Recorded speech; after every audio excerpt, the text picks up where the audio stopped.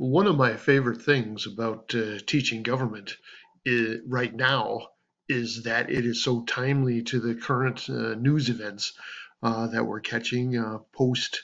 This video is made post Trump and Biden election, and some of the discussions that have been happening about Trump's legacy and about court packing. And so we'll try to take a look at that as we go through our introduction to the judicial branch.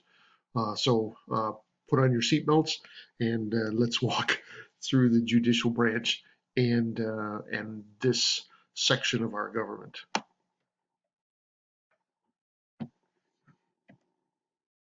So it is Article 3 in the Constitution that talks about the judicial branch of government. In fact, Section 1 says the judicial power of the United States shall be vested in one Supreme Court and in such inferior courts as the Congress may from time to time ordain and establish. The judges, both of the Supreme and inferior courts, shall hold their offices during good behavior and shall at stated times receive for their services a compensation which shall not be diminished during their continuance in office. So here's the introduction. You notice it's pretty general. There is the formation of one Supreme Court, and then Congress has the duty to create what other federal courts they might wish in order to be able to take care of issues in the United States. So you'll notice we have federal courts and we have state courts, and they have different jurisdictions, as we'll talk about in a minute. You notice that in this article, the framers were particularly concerned about making sure that the judge will get his pay. You can imagine some cantankerous president who doesn't like this or that decision of the Supreme Court, and since he holds the purse strings, could take away the pay or reduce the pay of the judges that he didn't like. And so the reason that this decides to make a statement about the judge's pay is that they want to make sure that the judge is not impacted, that he doesn't have to vote the way the powers that be desire him to vote in order that he get paid. So I like that. They're thinking ahead along the way. Section 2 talks about the power that the Supreme Court and these courts will have. The judicial power shall extend to all cases in law and equity arising under this Constitution, the laws of the United States, and treaties made or which shall be made under their authority. To all cases affecting ambassadors and other public ministers and officials, to all cases of admiralty and maritime jurisdiction, to controversies to which the United States shall be a party, to controversies between two or more states, between a state and citizens of another state, between citizens of different states, and between citizens of the same state, claiming lands under grants of different states, and between a state or the citizens thereof and foreign state citizens or subjects.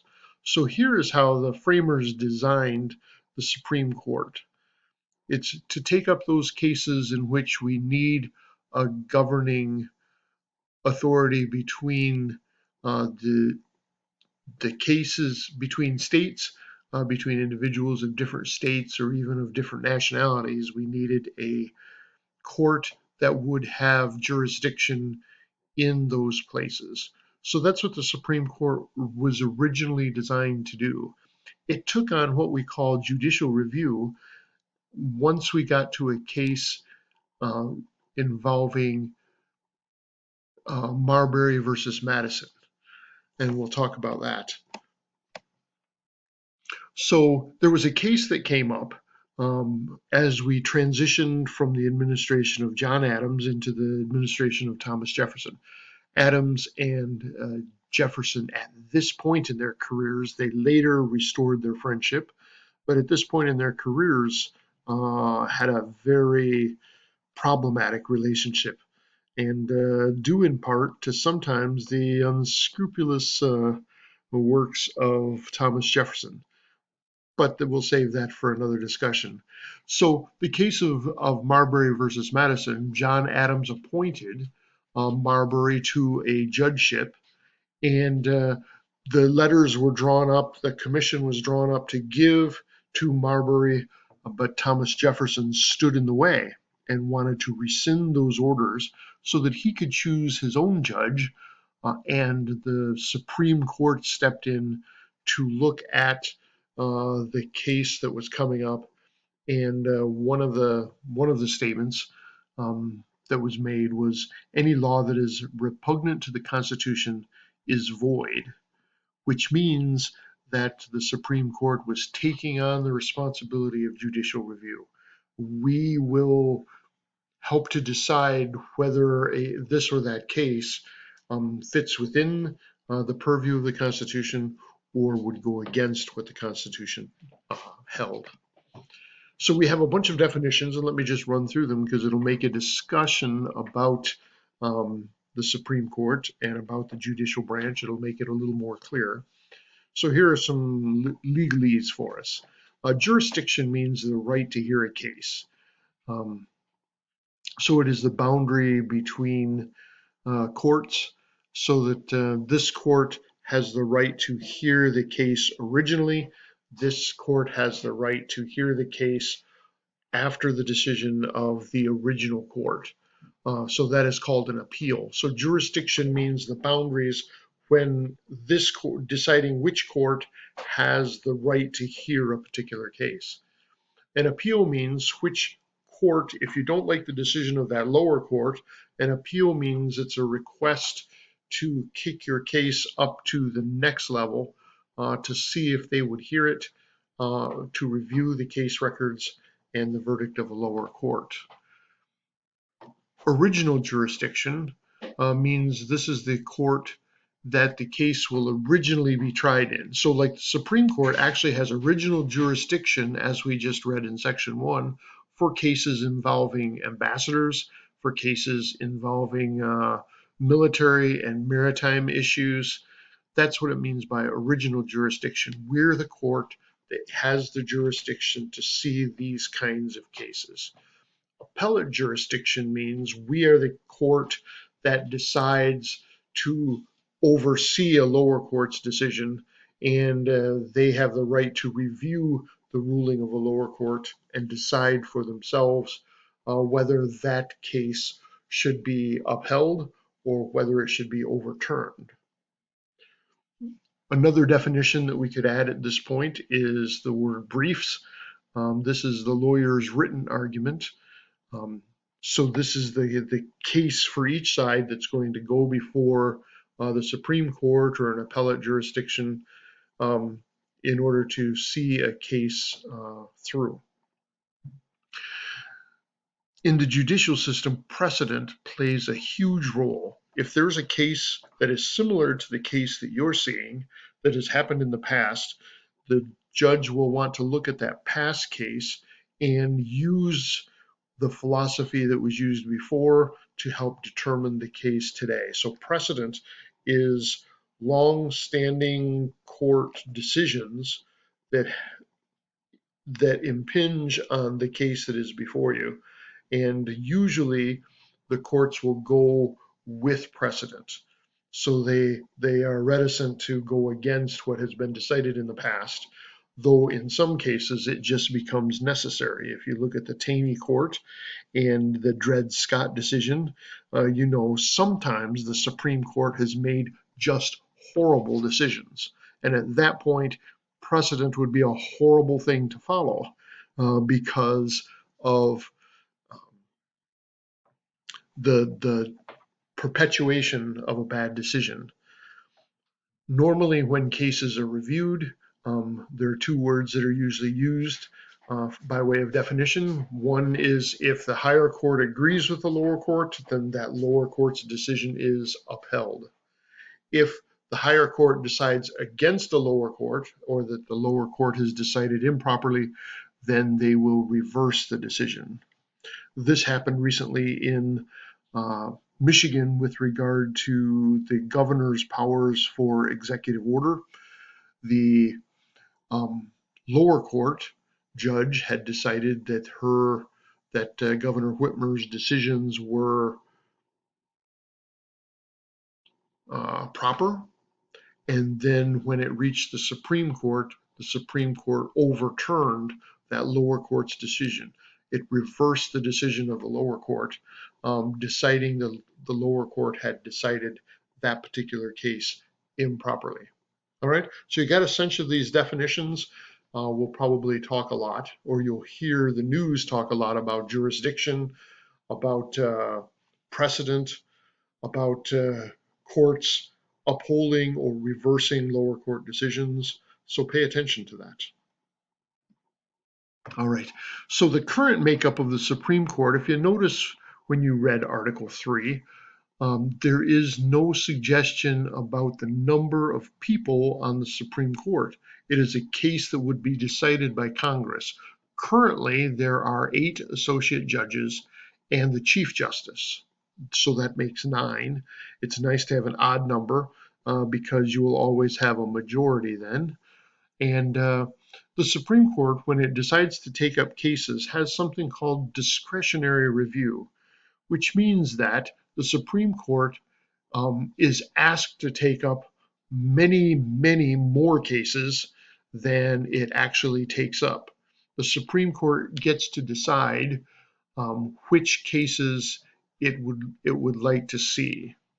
Usually that means there's something of import in those cases that that touches the Constitution and perhaps needs to be addressed legally or culturally, and might have wider implication than just that particular case. So discretionary review means not everybody gets to go before the Supreme Court. The Supreme Court gets to decide which of all the cases that are offered to it it would like to take up and render an opinion on. All right. So there are several kinds of opinions then that the Supreme Court will give. A unanimous opinion is great because then all the judges agree. Doesn't happen very often, but there have been a couple of cases recently in which it said that the court had decided unanimously, which in this politically charged atmosphere, unanimous decisions would be hard to come by, but it means that all the judges would agree with that opinion. Normally they're sort of split, and the problem right now, according to some, is that there is sort of a 6-3 division in the Supreme Court with 6 justices leaning to be more conservative and 3 judges leaning toward, maybe we'll call it liberal. We'll define it better in a few minutes. Um, and so when they vote, they have a tendency to vote in blocks, with these judges going one way, these judges going another way on whatever the situation is. So a majority opinion means it goes to the group who had the greatest number. The court is split on an opinion, and the opinion turns out to be whatever the majority on the Supreme Court decides. A dissenting opinion is the opinion of the minority. So both of these write up their decisions, why they made the decisions that they made. And that's helpful to know how the majority reasoned, and it's also helpful to know why the person or persons who voted against the decision of the majority, why they decided like they did. There's another kind of decision as well called a concurring opinion, and this would be a separately written decision that agrees with the majority, but for different reasons. So you might have a judge who says, okay, yes, this is constitutional, or no, this is not constitutional, but I have a different reason for deciding than the majority did. And this is my reason. So a concurring opinion is a separate written document that goes with his vote is counted, her vote is counted toward the majority, but it is actually a little bit different because the judge held that position for different reasons than the majority would write. So that's the concurring opinion when the Supreme Court decides that. Now we'll get to what has really been the hot button focal point of actually the last several years. And it has to do with the interpretation of law. So there are 2 judicial philosophies that I want to talk about. Sometimes one is called judicial restraint or textualism or strict construction.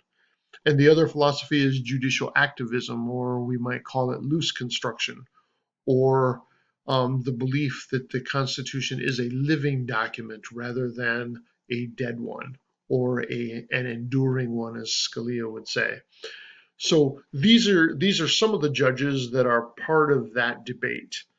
So you see on the bottom, we have Ruth Bader Ginsburg and David Souter, and both of them fit in the school of judicial activism. The two on the top are Antonin Scalia and Amy Coney Barrett, and they are strict constructionists. I got to tell you that Antonin Scalia and David Souter used to travel around to different college campuses, law schools, and they would hold a friendly debate together. It is always interesting to me, given the rancor that you always read about in the news, about how much these judges hang out together, how much they appreciate each other, even in the midst of their particular differences in the way that they make decisions on cases, the way that they judge. I would expect, given the news, I would expect a lot more rancor. And I appreciate when I read about stories of Scalia and Ginsburg, and their relationship and their mutual respect for each other, and the way that Souter and Scalia would travel around and have friendly debates, putting out their judicial philosophy for students to decide on their own. So judicial restraint means, if we look at what Scalia said, judicial restraint means that you look at the text as it is written and you decide. There was, in one of those debates, Scalia said, if I don't like the opinion, but the Constitution demands that I hold that opinion, I will have to decide against what I think is a good idea because the Constitution warrants it. That's what we mean by judicial restraint. The Constitution is the controlling factor.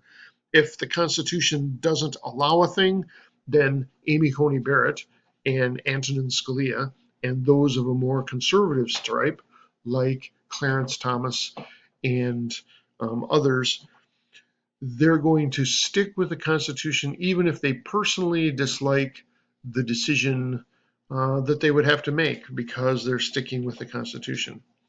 Judicial activism, on the other hand, David Souter would say, you know what, sometimes the Constitution is the starting place, and you look there, but then you can look in sometimes foreign law, other places, to come to an application of the Constitution in current day terms. So Scalia and Amy Coney Barrett, they would look back and say it's important to know what the framers originally intended the Constitution to mean. David Souter and Justice Ginsburg and those who are leaning more toward what we'll call judicial activism would be the ones who would start with the Constitution and then try to make it relevant to the current day in the areas where decisions need to be made. So David Souter will say the decisions of Supreme Court justices bend almost toward legislation. Now, it's the job of the legislative branch to make the law, but Souter says sometimes, just by the decisions that we have to make, the things that are in our judgment the best interests of the people, come across with the force of law. Right? So these are, you can see these two would come into conflict a lot in the way that you decided to make decisions. So here's how Antonin Scalia described his position. The Constitution that I interpret and apply is not living but dead, or as I prefer to call it, enduring. It means today not what current society, much less the court, thinks it ought to mean, but what it meant when it was adopted. Do you see the idea? It's not what we want it to mean now, but what it originally meant when the framers wrote it down. He's a member of the school of textualism, which means you are governed by the text. That's the only thing that is relevant in your decision, not whether the outcome is desirable and not whether the legislative history says this or that, but just what the text says. That's the whole issue for Antonin Scalia. This is what a good judge does. It looks at the Constitution and looks for what it says about our rights, and then decides on the basis of the text of the Constitution how the decision should be made today. Here are a couple of quotes from David Souter, which takes that other approach. The court has to decide which of our approved desires has the better claim, right here, right now. Do you see the relevance idea?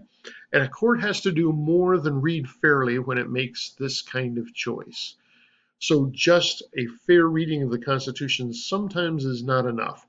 The Constitution is no simple contract, not because it uses a certain amount of open-ended language, that means language open to interpretation, but because its language grants and guarantees many good things and good things that compete with each other and can never all be realized together all at once. So that's what David Souter means by judicial activism. Um, so one looks at the Constitution as sort of a living document. It can grow and change to meet the needs of a growing, changing people. Another one looks at the Constitution as a contract, but we said this is how we will govern ourselves, and so the contract is all that matters. All right. Now, here's the issue when it comes up. We recently had the appointment of Amy Coney Barrett, who, in her speech as she was voted into her position on the Supreme Court, she was very respectful of the legacy of Ruth Bader Ginsburg, of her work in opening up the opportunities for women in the area of justice and law. And so in her comments, she was very careful to note that the person that she was replacing on the Supreme Court had done so much for women and for law. But if you listen closely, and you had listened earlier to our discussion of judicial activism and judicial restraint, she said so much about the biography of Ruth Bader Ginsburg and how that was encouraging to her. But she said, I share the judicial philosophy of Antonin Scalia. So this was saying, while I'm replacing Ruth Bader Ginsburg and while I appreciate her biography, the way in which I will make judicial decisions will follow the pattern of Antonin Scalia. I'm one who practices judicial restraint. All right. So this was the issue that so many have had.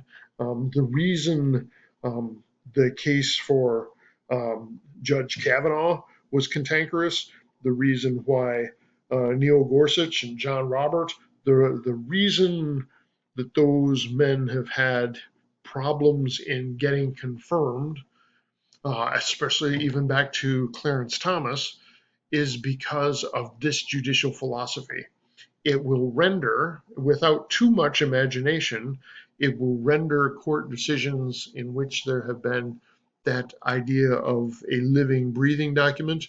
It will render some of those decisions, if you get a majority, it may tend to, in spite of precedent, begin to reverse some of those decisions. And of course, the one that's really scary for people, or really hopeful for people, is the issue of dealing with the legality of abortion. Abortion was one of those issues that the Supreme Court made legal by the force of its decision making. And of course, decisions could go another way and turn things back the other way. This is why, if you're listening right now to discussions of what Joe Biden would do with the Supreme Court, is some of the questions they were asking him and Kamala Harris during the run up to the election was the question of court packing. This has been tried by previous administrations like Franklin Delano Roosevelt. Court packing means, since the Constitution doesn't give us a number of justices, that I can begin to adjust the majority and the minority by adding judges. So let's do a little math right now. Right now we have, by some accounts, we have a 6-3 or a 5-4 division between the justices. So if I were wanting to see the judicial philosophy changed at the Supreme Court, and I know that all of them are in for a life as long as their behavior is good. And so what do I do? How do I change that during my short tenure as president? And so the idea is, if we have 6-3 right now, but I could nominate 3 more judges that would believe and make decisions according to my own philosophy, then I could sort of even the score. It could be 6-6, or maybe I could add 4 judges or 5 judges. How many judges? Since there's not a number for sure, court packing means it's this idea that maybe by adding judges, I can affect the court split and change its judicial philosophy. And that's what we'll, I suppose, be looking for in the new administration, is what will they do with regard to the Supreme Court. There has been a decided move toward textualism and judicial restraint in the nominations of Donald Trump, and so that has brought us to the edge of a 6-3 court. And so those who are afraid or worried about issues like abortion will desire to see more living judicial activists nominated to the Supreme Court to sort of even things out. So there we are. The current news in the context of explaining Article 3 in the Constitution. Hope you guys have a good week. Look forward to talking with you again live and in person. And thanks for joining us today.